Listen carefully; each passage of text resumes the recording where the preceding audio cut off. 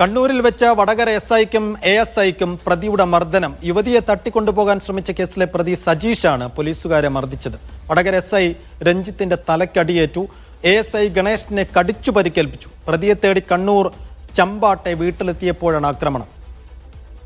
മുഹമ്മദ് ഷംസീർ ചെയ്യുന്നു. ഷംസീർ, എന്താണ് ഉണ്ടായത്?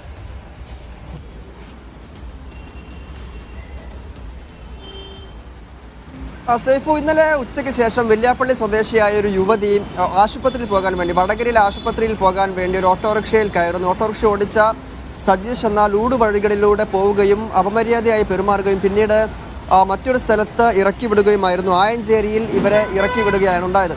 ഈ സംഭവം, ഈ ഓട്ടോറിക്ഷയുടെ നമ്പർ ഉൾപ്പെടെ ഈ യുവതി പോലീസിൽ പരാതിപ്പെടുന്നു. രാത്രിയോട് കൂടി തന്നെ ആരാണ് ഇയാളെന്ന് പോലീസിന് വ്യക്തമായി അറിയാൻ സാധിക്കുന്നു. കണ്ണൂർ ജില്ലയിലെ ചമ്പാട് എന്ന് പറയുന്ന സ്ഥലത്തുള്ള സജീഷ് എന്ന വ്യക്തിയാണ് ഈ പ്രതിയെന്ന് പോലീസ് അറിയുകയും ഈ പ്രതിയുടെ വീട്ടിലേക്ക് പോവുകയുമായിരുന്നു. വീട്ടിലെത്തിയ ശേഷമാണ് ഈ പിടികൂടാനുള്ള ശ്രമത്തിനിടെ പ്രതിയുടെ ഭാഗത്തു നിന്ന് ആക്രമണം ഉണ്ടാകുന്ന ഒരു നിലയുണ്ടായത്.